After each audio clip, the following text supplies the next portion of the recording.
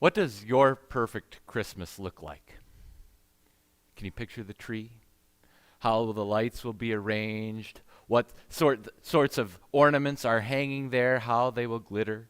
Whether there's ribbon or tinsel, whether it's a star or an angel, you look at that tree and you know that is the perfect tree.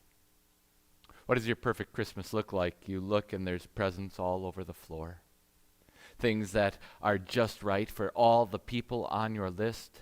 Things that are just right for you, that will make your heart leap with joy and know how much that person loves you when you open it up. Perhaps not just the presents, but presents that clean up after themselves. Maybe it's that perfect Christmas dish, and it tastes just like you remember it back when you were a kid. Perhaps it is just fuzzy slippers, a warm blanket, and a nice warm fire that you can sit and read and relax and just enjoy the peace. We spend all this month of December and even before preparing for just that one day. We spend hours at the store.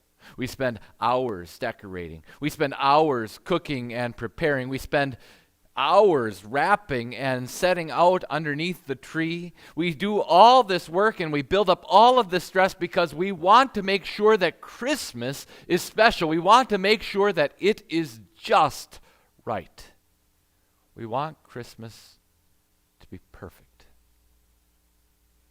And yet, all of that stress, all that worry, often they get in the way of the perfect Christmas instead of helping it. By the time Christmas starts to get close, you just want it to be over with. Or you want the day to be there and you want it to be perfect, and if it doesn't live up to your expectations, then you wonder, what was it all for? With the stress of this season, it's hard to even get into the spirit of Christmas. You have to take those moments to set aside and look at the things that you've decorated, to enjoy the company of the people you are with, to imagine what it will be like on that day, or else it seems like, what am I doing all this for? We want the perfect Christmas. But life is always getting in the way. The moment that you put on those fuzzy slippers and you're going to drink that first cup of warm coffee, maybe with a little eggnog, not spiked, poured in it, and your kids get up and they want to open their presents. You finish opening the presents and some complaining starts. Maybe some disappointment sets in. You look at the wreckage of all of those packages, and it's more things that get thrown out to the curb. The food is never quite as good as you remember it.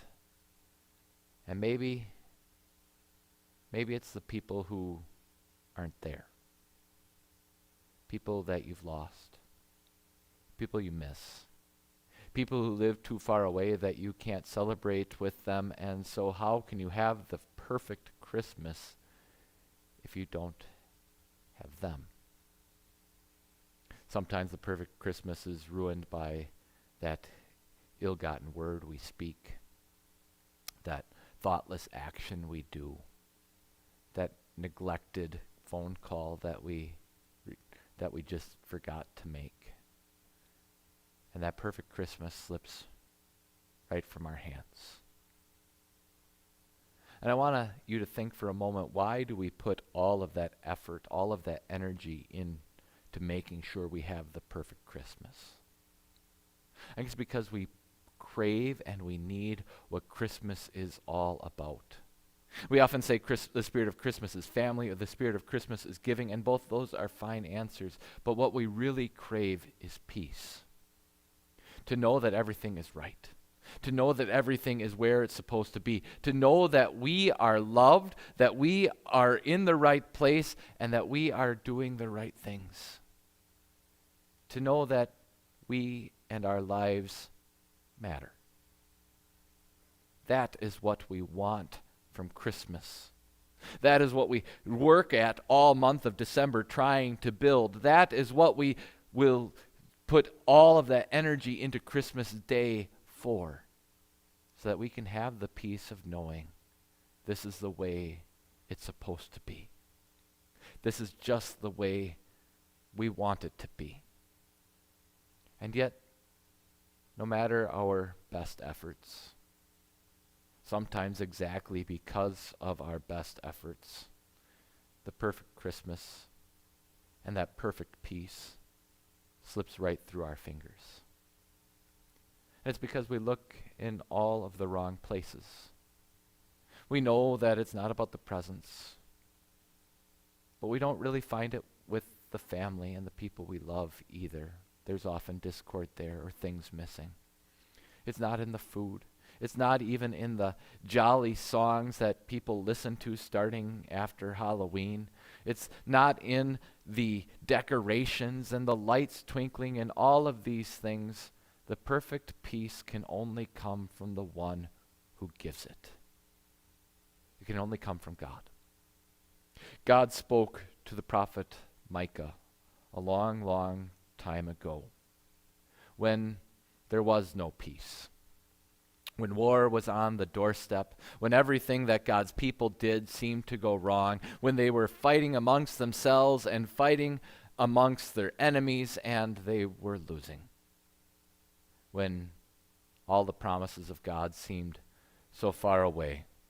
God said, "But you, Bethlehem, Ephrathah, though you are small among the clans of Judah, from you will go out the one who will be called the ruler for me in Israel.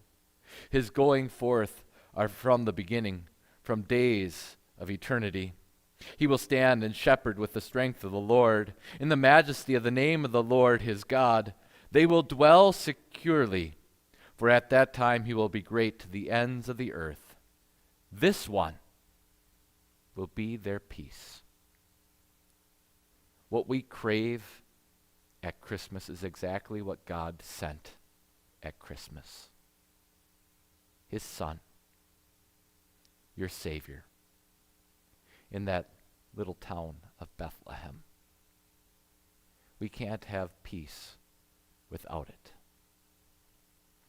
In this time of Advent, we light these candles to express our longing for the day that God's peace come.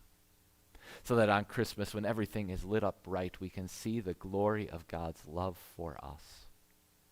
And so I, Luke Tembrell, and we at Beautiful Savior Lutheran Church, we would love to invite you to come and feel that longing for peace and experience the peace that God has come to give by joining us on December 17th for our Advent song service. It'll be at 6:30 p.m.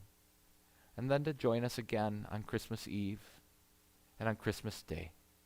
Christmas Eve, we sing those most joyful songs, and we hear about the promises of God which he has kept. And that service will be at 6:30 as well. Christmas Day, on that Sunday, we gather at 10:15 to see the true mystery and wonder of whom that child is and what he came to do. It would bring us great joy if you could join us so that we could share God's peace with you. Happy holidays, and may the Lord grant you a very Merry Christmas.